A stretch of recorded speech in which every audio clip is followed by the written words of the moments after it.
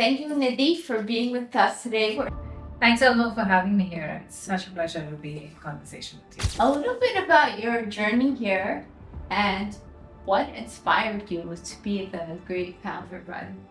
When I was diagnosed with this incurable, irreversible, progressive, degenerative eye disorder, yes, I was told in this very complex words. For me, what it was a very interesting point because I'd moved from being not disabled to becoming disabled in an instance with one diagnosis, right? And that I think is very critical to see and the way it shapes your perspective because you sort of straddle both the worlds. You have an experience of both worlds. To add to this, I also already then was a sibling to someone who lived with a disability. So my brother lived with a disability. And that also meant that I was not really a caregiver, I was much younger to him. But I was a family member. I was a sibling to someone who lived with a disability. I was a non-disabled person myself. And then I became a disabled person. And again, I had a sibling who lived with a disability and a sibling who lived without a disability. So it was a very, I feel like it was a very holistic experience. And so for me, that entire experience of navigating the quote-unquote competitive cohort, of navigating people's preconceived notions, of being selected last in groups for, with again assumed incapability, from going from this incapable student to this amazing student. By the way, I got an award for outstanding courage in the face of adversity. And and nobody knows this, but I denied that.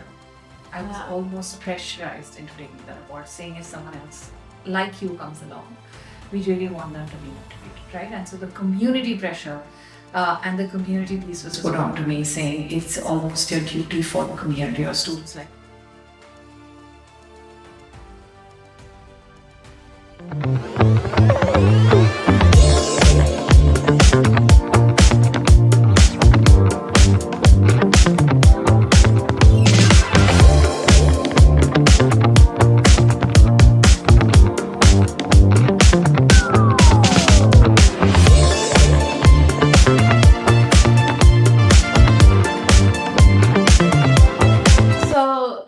Thank you, Nidhi, for being with us today. We're so excited to share your journey and the beginning of Rise and Fame with everyone here today. Thanks, Elmo, for having me here. It's such a pleasure to be in conversation with you.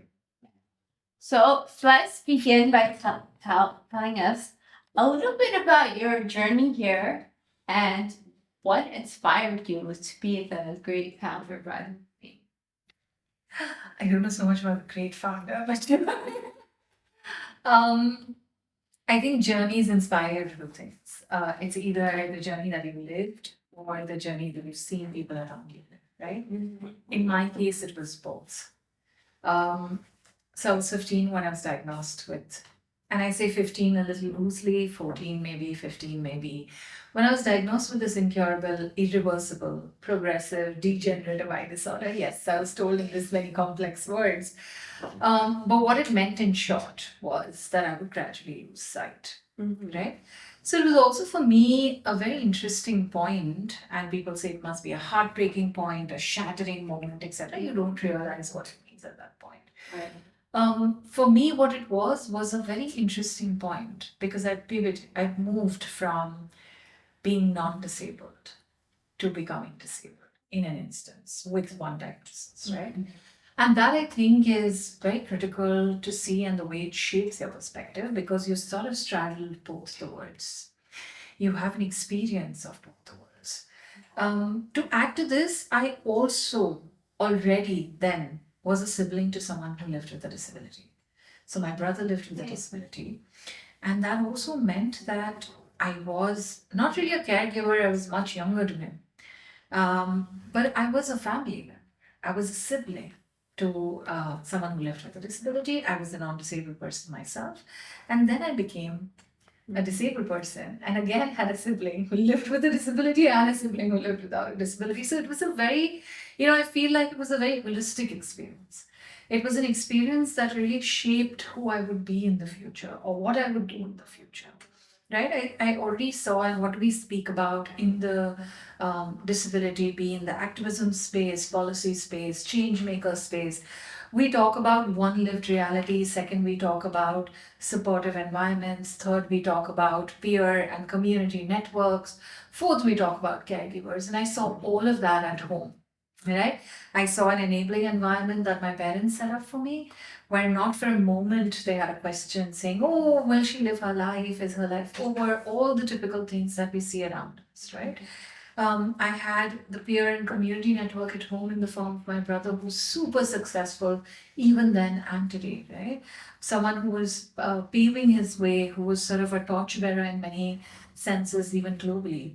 I had caregivers in form of my elder sister, but also again my mother and my parents. So I was really looking at the holistic picture, and I was very privileged. And when I say privileged, people immediately think, privileged by class, oh, privileged by caste. And I say my biggest privilege was to see the model that worked, was to be a part of this experience that was enabling, was to be someone that was so privileged to have the best caregiver experience, the best enabling environment, the super peer community support, and so on and so forth.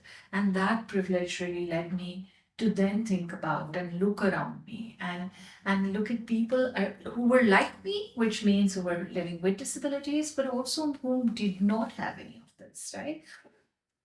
And that time I realized that I needed to do something so that things could change, right? But what was that something? Of course, I did not know at 16. It would be too much if I said, oh, I had my paths charted out then. But I knew I would do something, right? That something took a while to figure out. I did my undergrad, my postgrad. I did again a post graduation, a second or a third. I did post graduation in mass media, communications. I worked as a journalist. I did the range of things, right? So having a commerce and economic undergrad and postgrad, having a journalism postgrad, combining all the experiences to bring into this space, which wanted to shift narratives, combining all these expertise or knowledge or even base understanding into a space that would challenge the status quo, that would challenge the dominant ideas, that would shift the ecosystem, that would create the enabling environment. Of course, with that, I worked with a range of organizations, right? I wasn't then saying, okay, I'm going to now establish Rising Flame. Mm-hmm. But I also think when I went for my master's to the London School of Economics, even the reality became more stark for me, right? I compared that with any post graduation or master's that I did here. And I was, the difference was that here people said, you want to do this? If you think you can do this, ensure you do it, right? Which means you take up the challenge, you create the environment that's enabling for you, you make it happen, and you ensure you do not fail. When I went to LSE, they said, you just focus on your ambition and your academics and everything else that you want to do in this university. And we take care of the enabling environment, we take care of the support, and we ensure that things happen for you, right? And I think that contrast reinforced my belief and reinforced my efforts and commitment towards Rising Flame. And after a couple of years of work, I think it was one of my mentors who said, you're ready for an organization. And I was like, maybe I'm not. They said, you have a clear vision. You have the courage to act and you have the commitment to take it forward. And that's when I found it. So what is the vision of Rising Flame? Very huge. I wouldn't expect anything less from you. Thank you. In short, if I had to say, it's inclusive society, and I think each of us is trying to work towards inclusive society, right? But we are talking about creating spaces that are safe, accessible, and inclusive for all, right? Where persons with disabilities, including women and youth with disabilities, can live free from violence, discrimination, abuse, and enjoy their full equal participation and rights, right? And that's why I said it's a huge vision. But we've also for ourselves so that we don't get overwhelmed and say, oh, inclusive society, and how are we going to do this, right? Yeah. We've really broken it down. So one, we focus on women and youth with disabilities. The larger ecosystem of persons across disabilities is, of course, the group that we work with. But we focus and emphasize more on those standing at the margins, right? So, be it gender, be it age, and so on and so forth. Along with this, what we really do is we work on a twofold strategy that makes it simpler for us to achieve what we want to achieve. Is two parallel tracks. You know, the rail works on two tracks, or a car needs like this two sort of parallel things, and so we invest in persons with disabilities. When I say invest, it's not just monetary effort, capacity building, all of that. At the same time, when we're supporting them to lead from the front, we're altering the ecosystem because none of us live in isolation. And we need the change to surround us, to keep pace with us. And the ecosystem influences the individual, and the individual Right. influences the ecosystem. So that's how we work towards our vision. So, Nidhi, you mentioned, so many degrees, so many experiences, being witnessed to a lived experience, to having a lived experience. What was that one defining moment that made you say that I have to change this? So I don't think one defining moment was an issue that I faced, right? I think the one defining moment was a conversation that I had. It was with my mentor, Padma Shri Shri Guru Dr. Balaji Tambe, and he was basically, I was really, really sad. You know, of course, it's like you get a diagnosis, it's not a happy moment, right? It may not be a shattering moment, but it's not really a happy. And I remember sitting there in front of him with a long face and feeling like the world's not going to be easy. Maybe not the world's over, because that was never something that my family made me believe, right? But life's going to be really, really tough. And perhaps a little bit of YP mix thrown into the mix. And he looked at me and he was the one who said that you're actually not realizing. You will have to look around you at other people like you, and you will realize what your goal is. And I think that was a defining for me, because that made multiple things happen.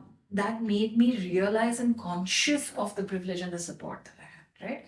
Till then, perhaps I was taking it for granted. I wasn't understanding that this is an enabling environment. This is a way to create opportunities.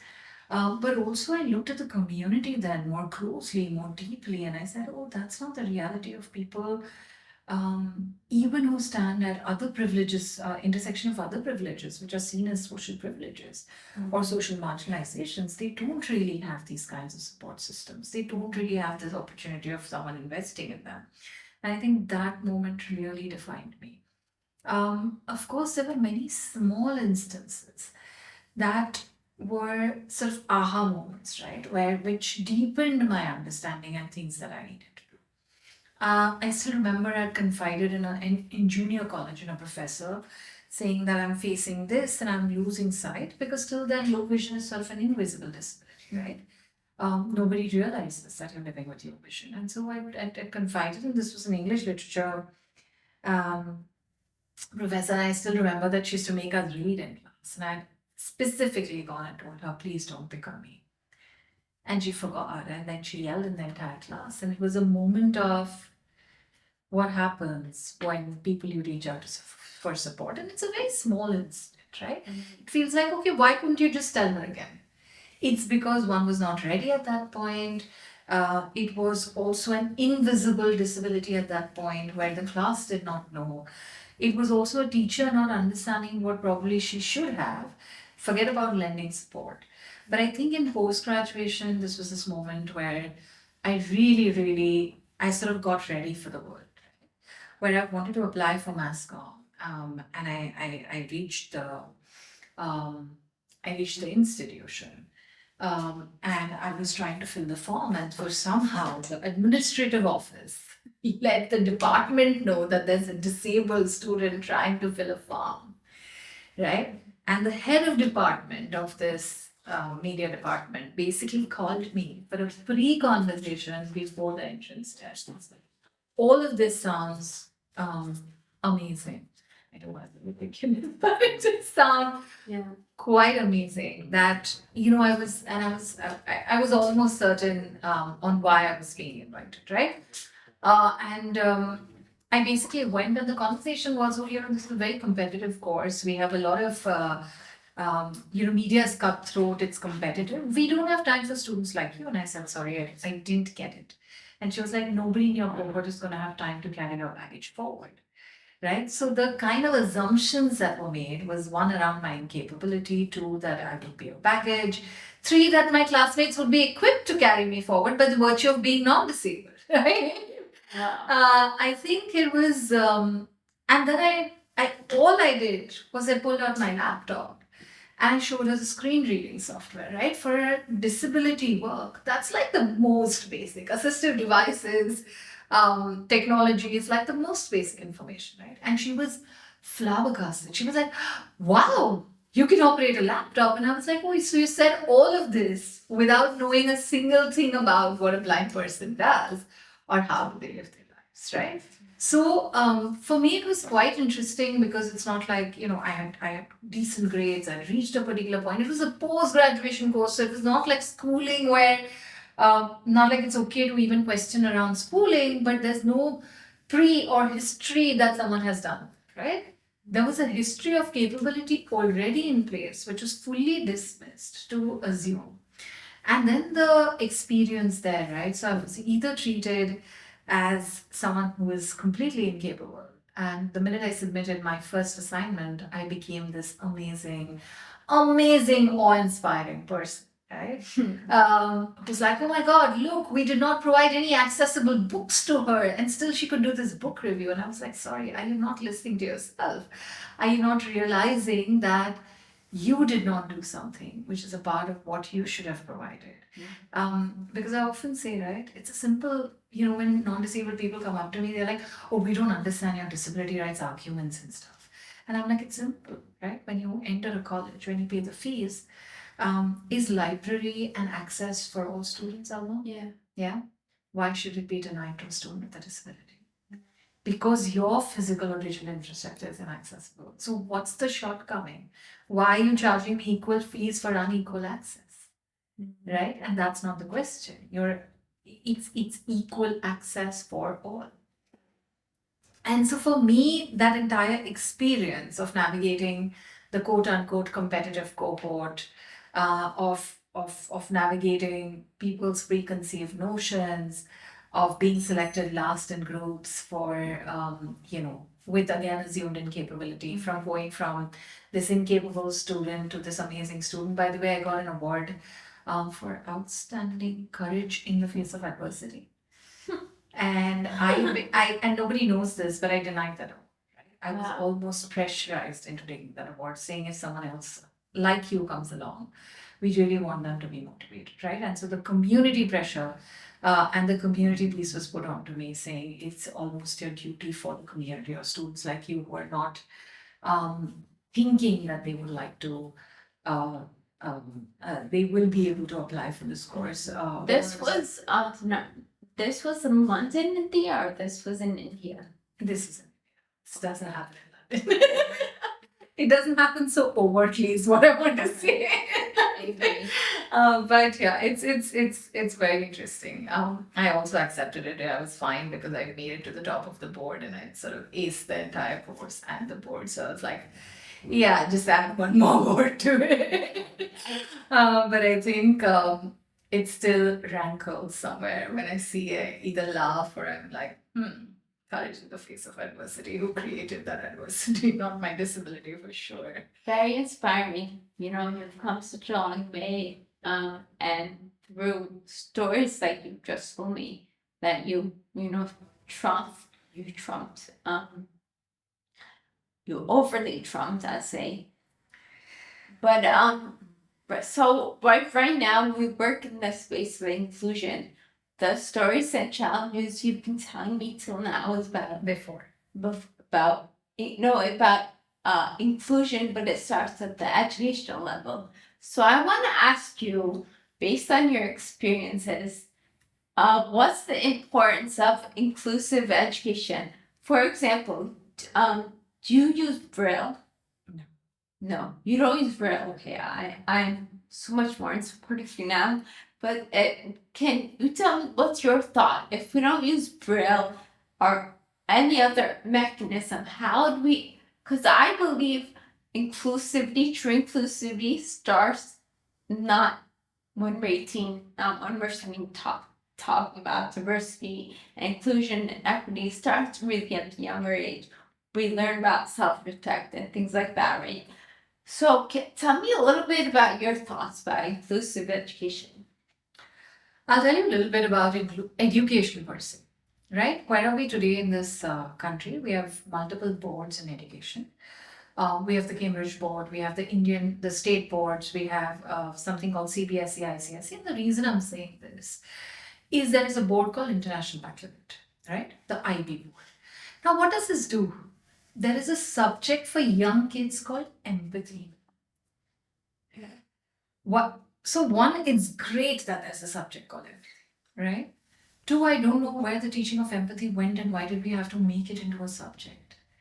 We in the country were big on empathy, right? Mm-hmm. We were always taught saying, when you see an elderly, if they need support, support them. In a queue, prioritize people, those who have needs. This was nothing to do with my disability. I always heard this going on, right?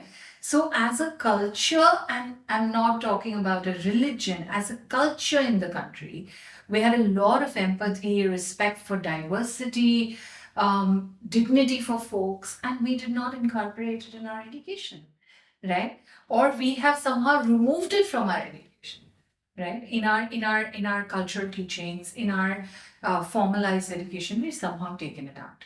And that's why there's an international board that needs to come in and say we need to reintroduce empathy as a subject, right? We're starting from there. Now, what happens when we turn education into a competitive space? We're again creating exclusion in terms of disabled students are not at equal footing. Now, what is equal footing, right? To make it equal, you need to provide access. And then what happens is you say disabled students need special support, and we cannot provide this special support, right? I have this big thing around we still have special schools in the country, and we are moving towards inclusive education, but we have a long way to go. We have a long way to go for several reasons. We have a long way to go because our mainstream schools, in spite of RTE and NEP, are not ready to accept students with disabilities. If they do, even some of the best schools have a separate class for all disabled students. And they're all put into that class where they're doing activities and not equally competitive learning, right? Which is not inclusion, which is exclusion within an inclusive setup. Right. So we need to really identify what are we asking for. We're only asking for the name saying, okay, I go to this school and not a special school, or we're really asking for the true inclusion. And true inclusion can be initially when you're trying to disrupt and reset structures. It can feel hard, right? But unless that effort is made, it will not be able to achieve it. So where we started off with Braille and technology. I did not learn Braille because I wasn't born blind, right? I became blind at the age of 15, and by then technology was sufficiently developed. I could afford technology that I could directly start training myself on a laptop and a screen reader. A blind child who's at the age of 3 cannot operate a laptop directly. We cannot train them in JAWS directly, right? Like any other child needs to read and write, Braille is their language to read and write. Mm-hmm. So while technology is important, Braille for their own development will be equally important. The problem is that we have made an either or. So it's either special schools or inclusive schools, either Braille or technology, either this or that. We will achieve our inclusive education when we cohesively, when we merge all of this together, right? So the same person who started off with Braille needs to move to technology and continue usage of Braille as and when needed, right? So we may still use an email to write a personal note, but we should have the option of doing a handwritten personal note. And if you've never learned the alphabet, you'll never be able to do that. And so it's the same with Braille. Today, when you go for accessibility around buildings, there are Braille markers, right? On the elevators, there are Braille markers. And so if you don't know the basics of Braille, that accessibility gets cut off from you. So each piece is an accessibility. And one very critical thing, which we're doing now at Rise and Fame, right? We're running programs around it because we understand that inclusive education is where we want to move to. But there's a long way to go. And what is that way? What are the gaps? Now, in special schools, if you see, right, a grade 5 student of a special school versus a grade 5 student of the same area, same social demographic, whatever, everything equal, of a public school there, right? The student in the public school has far greater exposure than the child in the special school. And so, what's this information gap? What is this education gap that we're not able to cover? Because we'll have to give extra support to cut off the social isolation. Everyday information doesn't come to them. Engagement is less. And so many social skills, life skills, and access to information needs to be additionally provided so that the students in special schools will be at par with their counterparts of the same. And we launched a program to do just this, and we rolled it out in 59 special schools in Orissa, blind schools and deaf schools, where we're equipping students from grade 5 to grade 10 to fill some of these gaps so that the transition into inclusive education can become smoother after grade 10. So what will lead to inclusive education is additional effort, realizing the gaps, and supporting the transitions. So you've done a lot of work in inclusivity. There's like the biggest gap I see. Well, we can talk about it, but what is the biggest gap you see? Is it inclusive education? Is it infrastructure accessibility? Is it not mainstream society not having jobs that are, quote unquote inclusive? What do you think is one of the biggest gaps? Oh my God, this is a trick question. There's no one big gap. I think if I had to tell you one big gap, I think it's the mindsets and the attitude. And the reason I say this is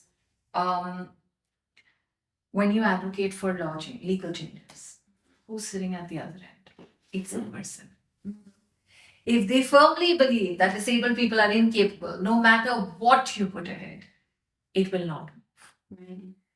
No matter how many laws come in, if the person running the educational institution or the company or the organization vehemently believes that disabled people are not capable and we do not want to invest in them, right? You will have these calls which go out even today saying disability hiring going on, diversity, disability hiring on, require candidates with mild disability. We've heard this. Yeah. We've seen this everywhere, saying mild locomotor impairment, do not require accessible whatever. Mild vision, whatever, do not require assistive devices. These are the kinds of things that are put out to say, okay, because we don't really believe we have to do it because we have to fill the quotas, right? Yeah. Or we have to gain the credibility or have an inclusion report that hits the charts. And so, unless the mindsets are changed, it cannot impact law. It will impact law, legal changes. It will impact legal implementation. It will impact the way you navigate a space. You may end up having a ramp, but a ramp is not enough. If you have a commitment, you'll end up saying, okay, the door is not wide enough, right? After from the ramp, once they enter, is the conference room's door wide enough or is it heavy? Can the person using the wheelchair open it in a bit, right?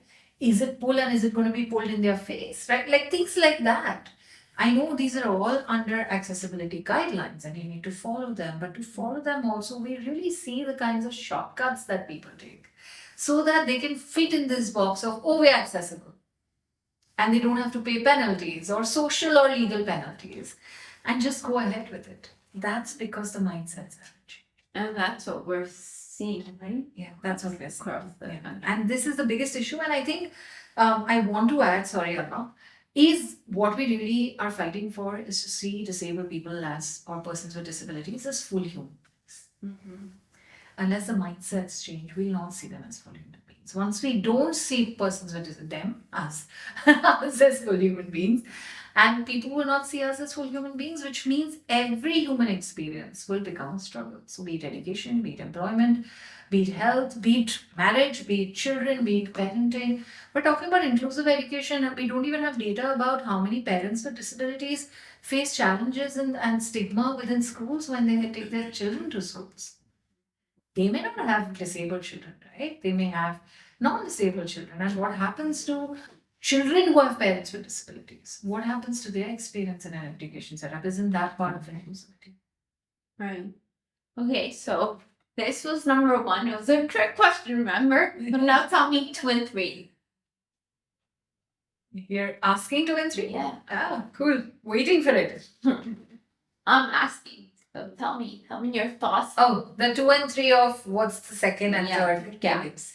Oh, I really don't. I can't prioritize. So there's too many, right? Yeah, there are too many. Too many, yeah. Why I said mindset is because then it impacts everything. Yeah, right, exactly. One of the examples, which is a little bit heavy, right? But I want to give it to you, of the mindset itself, is I was in a research that I've done around sexual violence that women with disabilities face. We have legal provisions where it says that women with intellectual disabilities can use a special educator or a support person to give their testimony. This woman who was in her late 20s or early 30s did just that, right? But the judge, we reached this point where she had the support person facilitated the testimony, it was told to the judge, and the judge dismissed it, saying that's not what she's saying. She's not using these words. You are tampering with what she's saying. We don't understand because she lives with an intellectual disability. One, I don't understand what she's saying, and two, I don't believe. So how will something move ahead when we are closed off to the earth? And it factors in every small and big thing, every mild and serious thing, but it really shadows experiences of life.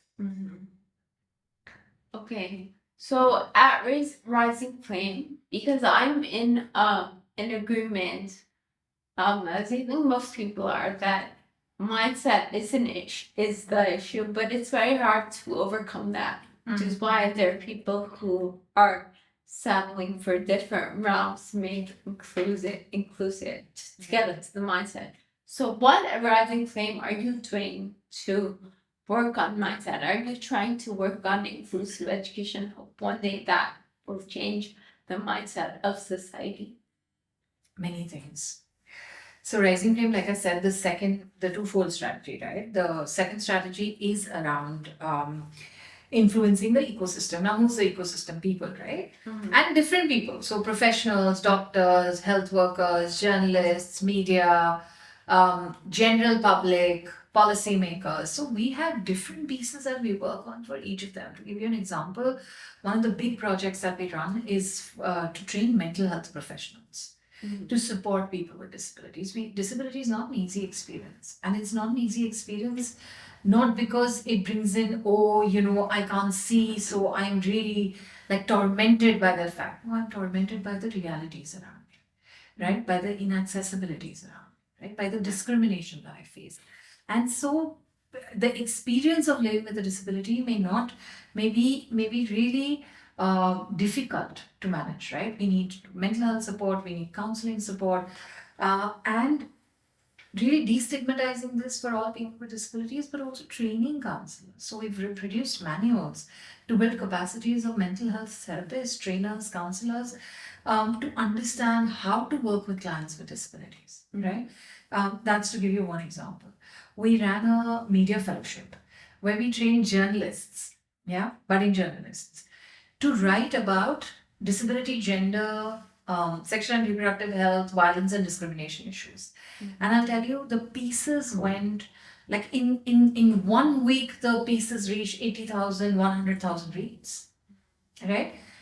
Which also meant that people did not have these kinds of narratives through a mainstream media reaching them. To give you an example, one of our first pieces that was published under that one of our fellows wrote was around access to abortion for women with disabilities.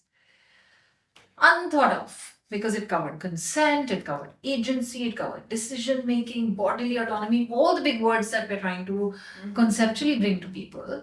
were all covered through stories and reportage in that base through a disability and gender sensitive lens. So again, shifting popular narratives using media to do that, right?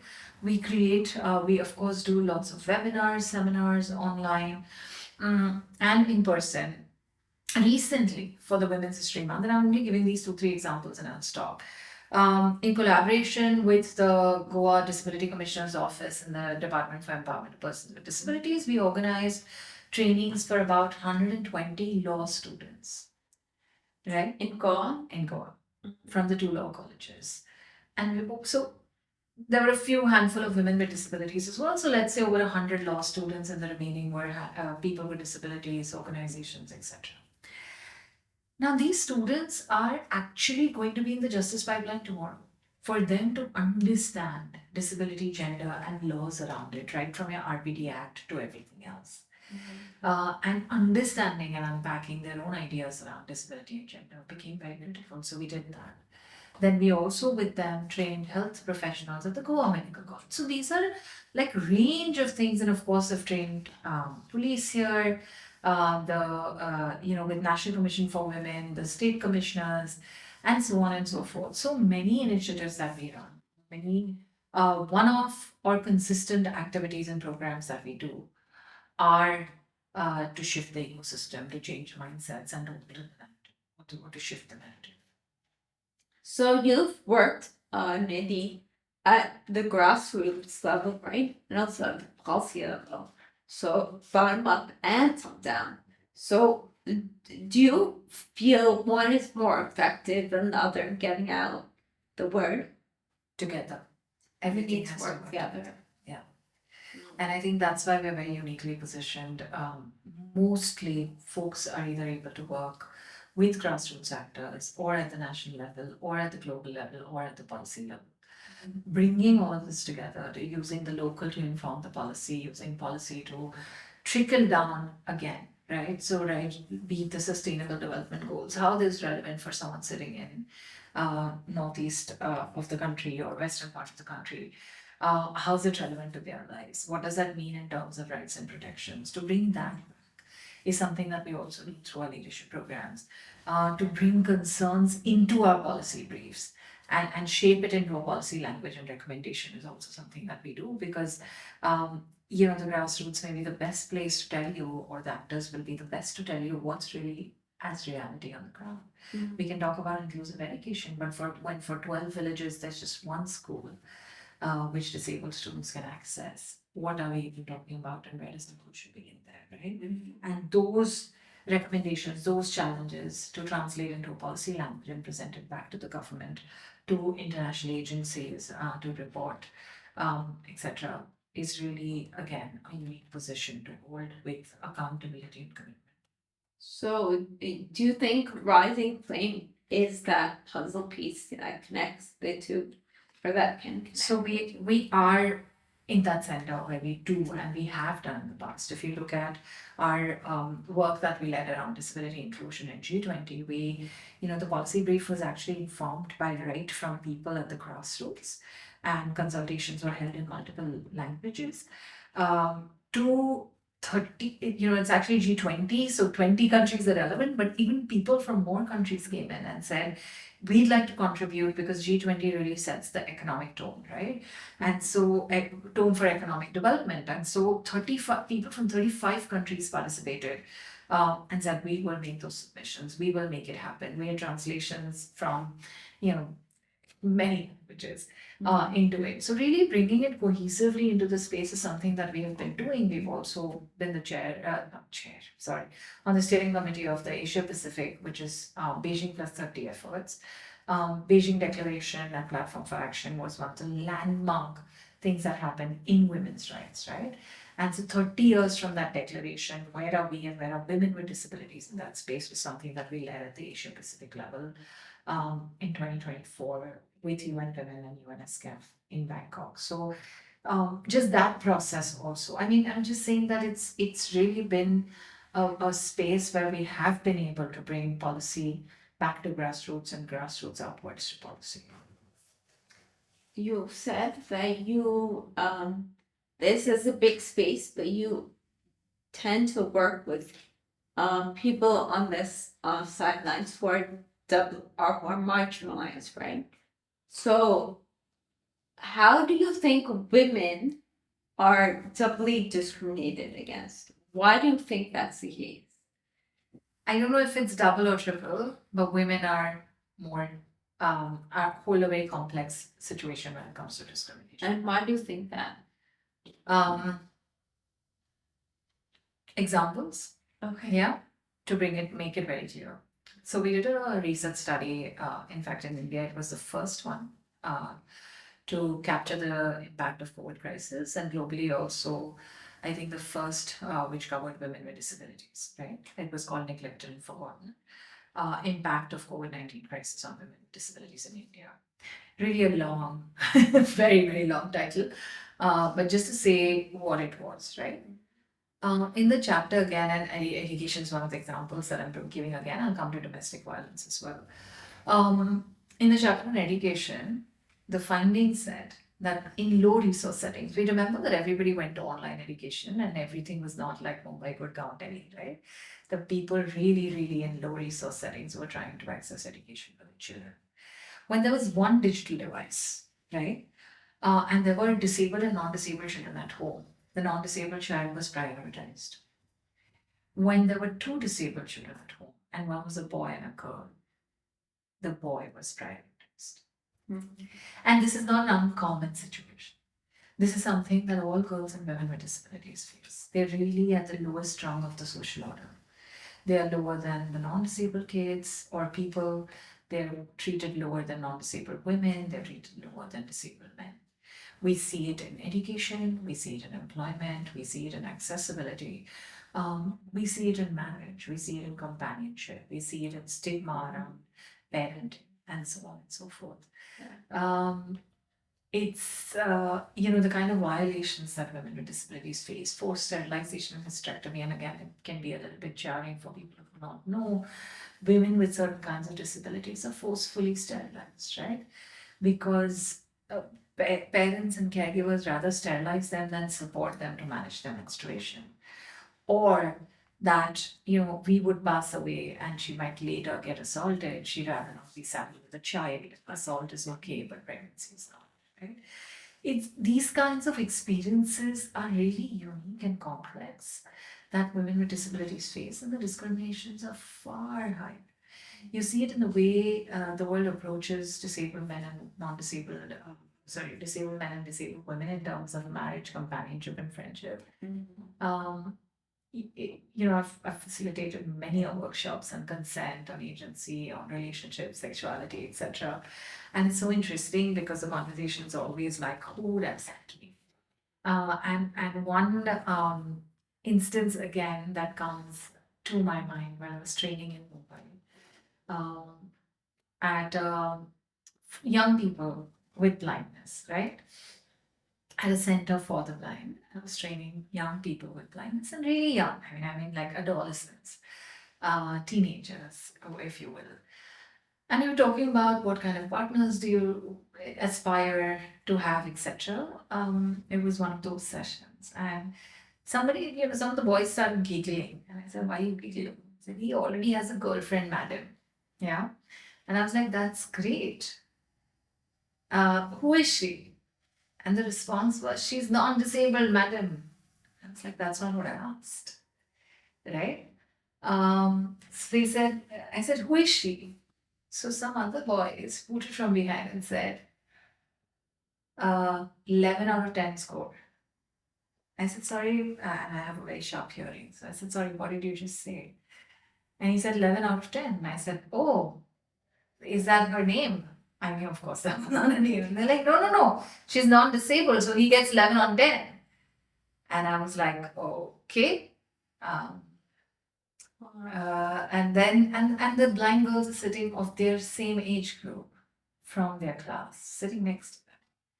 And I said, "What if he had chosen a blind girl?" He said, 2 on 10. And when we have conversations with girls with disabilities separately, they are constantly talking about relationships that they would rather have and you ask them, saying, okay, what? We ask them, who would you like to be in a relationship with? Understanding compatibility, choice, consent to explain some of that. And they're like, oh, ma'am, someone with the same disability. And I'm like, how's that a criteria? They're like, half of them will say someone with a different disability, so it's complementary and they can support us. Right? So the constant conversation or the constant conditioning for women with disabilities is that someone needs to accept you, someone needs to support you, you'll be a burden on the rest on folks for the rest of your life. So I'm not saying that men with disabilities don't face discrimination. It's really like having a conversation about men. But the experiences that women have, and I don't even want to get into domestic violence, sexual harassment, the normalizing of violence and abuse that women and girls with disabilities.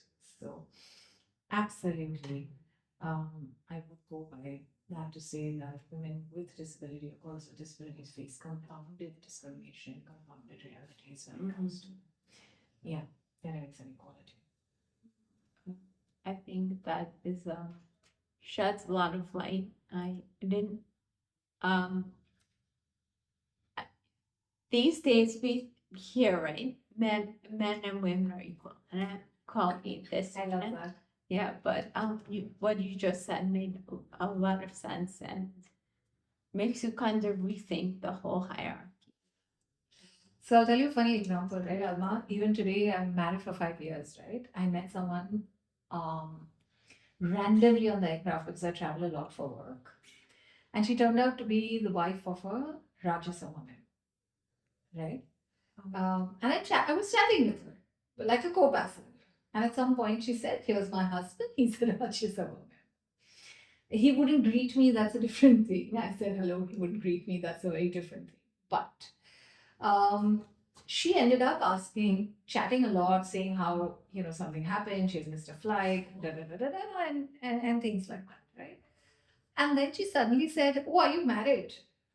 Okay, and I'm being in India, I'm used to there's no personal and not personal questions, right? Socially, people ask anything when. Yeah. So I was like, yeah, I'm married. She asked me, is he normal? And I really love this word normal, as if anybody in this world is normal. And I was like, he's that way normal. But if you're asking, he lives with low vision. And she was like, how wonderful, no? He has accepted you. And I looked at her and I literally laughed. And I said, yes, and it's super wonderful of me to accept him as well. Great response. Wonderful response. And at that point, mic drop. And then I told her, and by the way, this is not about his disability. So she got very confused. So I was like, oh, you don't even know what kind of person he is and what I've accepted or what I've not. But this is a conversation that just continuously happens. It does, and no, I really like your attitude. So I don't see that in many people. Well, I'm also a stand-up comedian. Oh, you forgot that. Yeah. Oh yes, you are a stand-up comedian. Let's see, you're so blunted. Like just meeting you today, you're so blunted. You're just so open about your experiences. It's very blunt. No, Alma. I'm just I'm very I mean, saying what you said on the plane, I think that's very. Not a lot of people would be bold enough to say that, That's because we internalize it. Yeah. When somebody says this to someone, you pause and say, oh yeah, maybe that's true. Yeah. Right? And I'm not saying I was above this, right? When I was 20, I also watched Bollywood and I also that, and I hate the narratives that Bollywood spins, right? Because that's one of the biggest exposures that everybody has. And I can tell you that till my 20s or my early 20s, I still believe that someone would have to really quote unquote accept me. They would compromise a lot. It would be a big sacrifice because that's what stories told me. Mm-hmm. There were no other stories to tell me anything different. Right? And when there's no other story to tell you anything different, you believe it to be the reality. How do we learn about love? How do we learn about relationships or anybody in this world? Right? They look at each other. They see the diversity. They're like, oh, this is also a kind of relationship. This is also kind. But when you're disabled, you don't see enough of relationships, or you wouldn't see enough of relationships, right? And what you saw was really crappy, where there was, it was very power imbalance that just by the virtue of accepting, by this, that, and it's really, I mean, there are movies where this bride is, and this is not even many years ago, right? It's less than 5 years ago, if I'm not wrong, this movie that I'm referring to. When I was growing up, there was a movie where actually they end up marrying each other at the end, where the guy is really valorized, and then the pandit is like, Pharaoh ke liye khadi ho. And she's a wheelchair user, and she gets shocked. And I'm like, what? You didn't realize ki khade ho bolenge? Like, what happened? Why are you so surprised? And why are we finding solutions now? Right? And then he very valiantly picks her up and takes the 7 phases, right? But in the recent past, there is a movie where there is literally an image of her Shadi ka mandap, where she's in this dulhan ka attire on a wheelchair, and there are steps behind her. Why would you create a mandap for your own shadi that is inaccessible? What is this logic, right? Yeah. I find it absurd. It was such an opportunity to show so many amazing things. These are opportunities. Just sorry to cut you off, Nidhi, but you know what I like is I like all the drastic and really harmful experiences that you have, and then your ability to kind of laugh about it. Again, that may be your coming, it's My coming, perspective on that. your coming, but it's very nice. Yeah, I want to ask you one really cool thing, Nidhi. So your logo. My logo. No, Yes. your logo. So cool, so cool. You have a phoenix Taking flight. taking flight, many other things. So tell me, why phoenix? Why fire? Why rise? Tell me. Rising flame. I'll tell you the name and then I'll tell you the logic of the logo very quick, right? Yeah. The reason Rising Flame was founded was I was really, really mad that people are still talking about inclusion. I was like, now it's time for disabled people or persons with disabilities to lead. Inclusion was a conversation of the past. We don't only need to be included, we need to lead the change. We need to lead organizations, we need to lead countries, we need to lead, right? So rising was the symbolism of leading from the front. Yeah. And flame was all the change that we would bring, right? Because flame literally transitions from darkness to light. And so, symbolizing change was rising flame. And I was like, I need a bird taking flight. I want phoenix for that magical feel. And I want the bright colors for hope. I can literally tell you that being a blind person, I gave the brief, and I'm very heavily involved in all the graphics and visual designing of my organization, right? I gave the design brief. I rejected designs. And I finalized the design because Awesome. I wanted it to symbolize I love leadership. And I love the phoenix because it is a sign, a depiction of courage, of bravery, of rebirth. Yes. So when I saw Rising Flame, it was immediately captured. And I'm like, this organization is doing something, and I gotta get in touch with the founder. How long has Rising Flame been around? From 2017. So Okay. So we're quite young. definitely making an impact. We're quite young that way. Yes, you're quite young, but you're making an impact, and I'm glad to be working with an amazing team and really demonstrating that people with disabilities can lead, be parts of the team, yeah. boards, decision making, be advisors, and so on and so forth. Nidhi, the last question I'll ask you if you could tell one thing to our audience here listening today. There are many people in our situation, right, who are not, who are afraid to leave the house, afraid to make that change, afraid to take that step. What can you tell them? Because you have led an exemplary life of challenges, of how to overcome, how to rise above. Tell us. Can you give us some inspiration? I don't know. I think it's courage and commitment. It's really these two words. You will have to find the courage within you. And the way you can do that is when you listen to your own voice and you cancel the noise. I've been saying this for years, that what you need to do is to listen to your own voice. Because the world around you will say something. There are many, many people saying something. There are many noises around you which will divert you, make you believe less of yourself, pull you down from your goals, make you aspire for less. Don't let those noises influence you. Listen to your voice. Cancel the noise with courage and commitment to move forward. So I can tell you that it's very hard to sometimes get those noises, but I very much agree with you. That is how to stay your course. And again, Nidhi, thank you so much for being with us and lovely, what is it? Telling stories. So happy to share your story with Thank you so much for having me. It's been an honor. Thank you so much.